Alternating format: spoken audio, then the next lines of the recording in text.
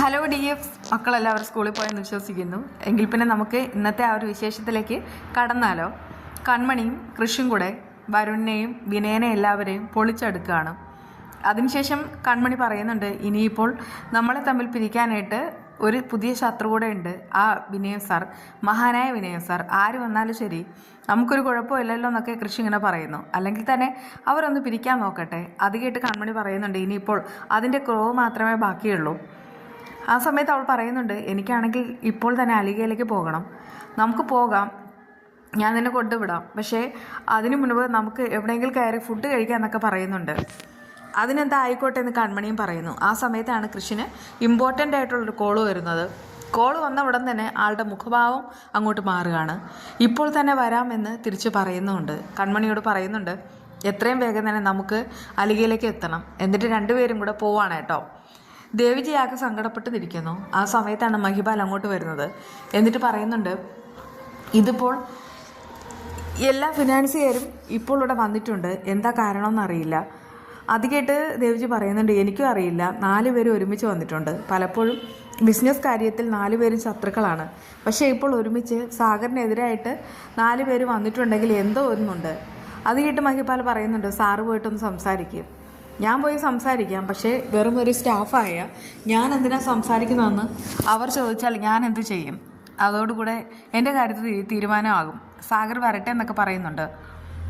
അങ്ങനെ അവർ 4 പേരെയും ദേവിജി തന്നെ കൊണ്ടുപോയി അവിടെ ഇരുത്തുന്നുമുണ്ട്. എന്നിട്ട് പറയുന്നുണ്ട്, ഞാനൊരു സ്റ്റാഫാണ്, പക്ഷേ ഇവിടുത്തെ ഫിനാൻസ് കൂടെ കൈകാര്യം ചെയ്ത ഞാനാണ്. സാഗറിൻ്റെ ഇപ്പോഴത്തെ അവസ്ഥ എന്താണെന്നൊക്കെ എനിക്കറിയാം, അതുകൊണ്ടൊക്കെ നിങ്ങൾ വെറുതെ സാഗറിനെ ബുദ്ധിമുട്ടിക്കരുത്.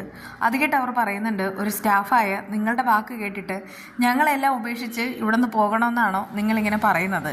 അതൊന്നുമല്ല, സാഗറിനെ ബുദ്ധിമുട്ടിക്കരുത് എന്ന് മാത്രമാണ് ഞാൻ ഉദ്ദേശിച്ചത്. അങ്ങനെ ഒരു മീറ്റിങ്ങിൻ്റെ കാര്യങ്ങളും ക്രമീകരണങ്ങളും ഒക്കെ നടത്തുന്ന സമയത്താണ് സാഗറിൻ്റെ വരവ്. ആ സമയത്ത് സാഗർ ഓരോരുത്തരെയായിട്ട് ഒന്നുകൂടെ ഒന്ന് വിഷ് ചെയ്യുകയാണ്. അവസാനമായിട്ട് കണ്ട സമയവും കാര്യങ്ങളും എല്ലാം ഇങ്ങനെ പറയുന്നുമുണ്ട്. അല്ല, ഇപ്പോഴുള്ള വരവിൻ്റെ ഉദ്ദേശം എന്താ? അവർ പറയുന്നുണ്ട്, അലിഗയിൽ സാഗറിന് ഇപ്പോൾ വലിയ റോളൊന്നുമില്ല, ഇപ്പോൾ തന്നെ ഇവിടുത്തെ ടേൺ ഓവർ എത്രയാണെന്നൊക്കെ ഞങ്ങൾക്കും കണക്ക് കൂട്ടിയാൽ അറിയാവുന്നതേ ഉള്ളൂ. അതുകൊണ്ടൊക്കെ ഞങ്ങൾ എത്ര പണമാണോ നിങ്ങൾക്ക് തന്നത് ആ പണം മുഴുവനും തിരിച്ചു തരണം. സാഗർ പറയുന്നുണ്ട്, അങ്ങനെ ഒരു ബുദ്ധിമുട്ടൊന്നും ഇവിടെ ഇല്ല, പണം അതൊക്കെ തിരിച്ചു തരും. എഗ്രിമെൻ്റ് ഉണ്ടല്ലോ, എഗ്രിമെൻ്റ് അവിടെ ഇരിക്കട്ടെ. എഗ്രിമെൻ്റ് പ്രകാരം ഞങ്ങൾക്കൊന്നും ഇപ്പോൾ സമയം തരാനായിട്ട് കഴിയില്ല, കൂടിയാൽ 1 വീക്ക്, അതിനുള്ളിൽ തന്നെ നിങ്ങളെല്ലാം സെറ്റിൽ ചെയ്യണം, ചെയ്തേ പറ്റൂ, അല്ലെങ്കിൽ ഞങ്ങൾ നിയമപരമായിട്ട് തന്നെ മുന്നോട്ട് പോകുമെന്നൊക്കെ സാഗറിനോട് അറിയിക്കുന്നുണ്ട്. സാഗർ പറയുന്നുണ്ട്, നിങ്ങൾക്ക് എന്തോ ഒരു തെറ്റിദ്ധാരണയുണ്ട്, ഇപ്പോൾ ഇവിടെ അലിഗയിൽ യാതൊരുവിധ പ്രശ്നവുമില്ല, കാശിന് വേറെ കുഴപ്പമൊന്നുമില്ല, നിങ്ങളുടെ പണം അത് തരും, കുറച്ച് സമയം വേണം, അല്ലെങ്കിൽ തന്നെ ഇവിടെ എന്തെങ്കിലും കുഴപ്പമുണ്ടെന്ന് നിങ്ങളോട് ആരാ പറഞ്ഞത്? അത് കേട്ടുകൊണ്ടിരുന്ന ജയമോഹൻ സമ്മതിക്കുന്നുണ്ട്, ഞാനാണ് പറഞ്ഞത്. സാഗർ ചോദിക്കുകയാണ്, ജയമോഹൻ എന്തൊക്കെയാണ് പറയുന്നത്? അതെ, സാഗറിന് ഇപ്പോൾ ഇവിടെ വലിയ റോളൊന്നുമില്ല, എനിക്കറിയാം ഇവിടുത്തെ ലാഭവിഹിതത്തിൻ്റെ കണക്ക്, ഇവരിൽ നിന്നൊക്കെ വലിയ പണങ്ങളാണ് മേടിച്ചിട്ടുള്ളത്, ആ പണം മുഴുവനും തിരിച്ചു കൊടുക്കുന്നത് നല്ലത്. അപ്പോഴേക്കും ഇതൊരു വൻ ചതിയാണെന്ന് മനസ്സിലാവാണ് കേട്ടോ. സാഗർ വന്നിട്ട് ചോദിക്കുന്നുണ്ട്, ജയമോഹൻ വെറുതെ ആവശ്യമില്ല ഒന്നും പറയരുത്, പണം ഞാൻ മേടിച്ചിട്ടുണ്ടെങ്കിൽ അത് കൊടുക്കാനും എനിക്കറിയാം, അങ്ങനെയൊന്നും പറഞ്ഞിട്ട് പറ്റില്ല, ഇപ്പോൾ തന്നെ കൊടുക്കണം എന്നുള്ള കാര്യം ജയമോഹൻ എടുത്തിടുകയാണ്. കൂടെ നിന്നും ചതിക്കുന്നോടാ ചതിയാന്നൊക്കെ പറഞ്ഞിട്ട് സാഗറാണെങ്കിൽ ഷർട്ടിൽ കുത്തിപ്പിടിക്കുന്നു. ചെകിടിനെ നോക്കി ഒരെണ്ണം പൊട്ടിക്കുകയും ചെയ്യുന്നു. ജയമോഹൻ പറയുന്നുണ്ട്, ഓഹോ, എന്നെ അടിച്ചിട്ട് നിനക്കിവിടെ നിന്ന് പുറത്ത് കിടക്കാമെന്ന് കരുതിയോ? നിന്നെ വെറുതെ വിടില്ല എന്ന് പറഞ്ഞിട്ട് സാഗറിനെ തല്ലാനായിട്ട് വരികയാണ്. മഹിപാലും ദേവിജിയെല്ലാം പിടിച്ചു മാറ്റാനായിട്ട് നോക്കുന്നുമുണ്ട്.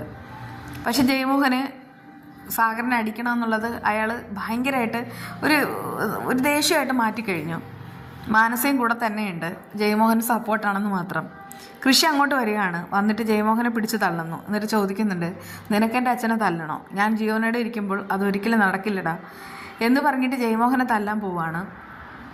അപ്പോഴേക്കും ജയമോഹൻ ചോദിക്കുന്നുണ്ട്, അല്ല നിനക്കിവിടെ എന്താ റോൾ? നീ ഇവിടെ ആരാണ്? നിന്നെ ഇവിടെ ആരെങ്കിലും വിളിച്ചോ? നിനക്കിവിടെ യാതൊരുവിധ വിലയുമില്ല, അതുപോലെ തന്നെ ഇവിടെ നിനക്ക് യാതൊരുവിധ സ്ഥാനവുമില്ല. നിൻ്റെ അച്ഛനാണെന്ന് കുറേ നേരം കൊണ്ട് പറയുന്നുണ്ട്, ഇത് നിൻ്റെ അച്ഛനാണെന്ന്.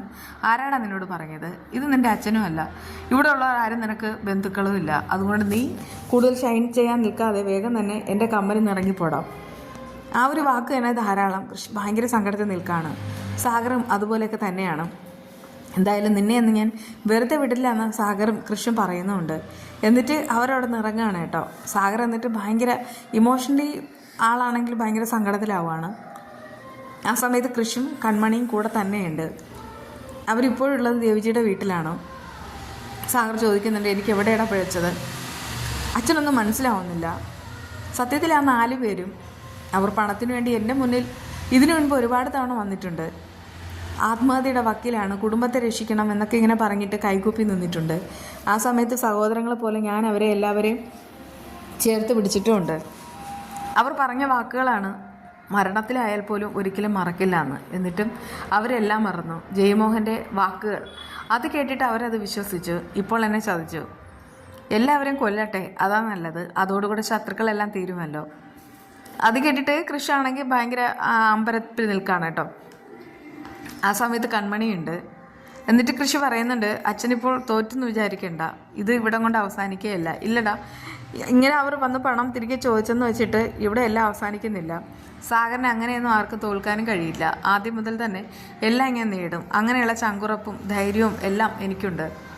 ആ സമയത്ത് കൺമണി സങ്കടപ്പെട്ട് നിൽക്കുന്നുണ്ട്. അപ്പോഴേക്കും സാഗർ വന്നിട്ട് പറയുന്നുണ്ട്, മോളെ കൺമണി, അച്ഛനൊരു തെറ്റും ചെയ്തിട്ടില്ല. ആരുടെയും 1 രൂപ പോലും ഇതുവരെ എടുത്തിട്ടുമില്ല.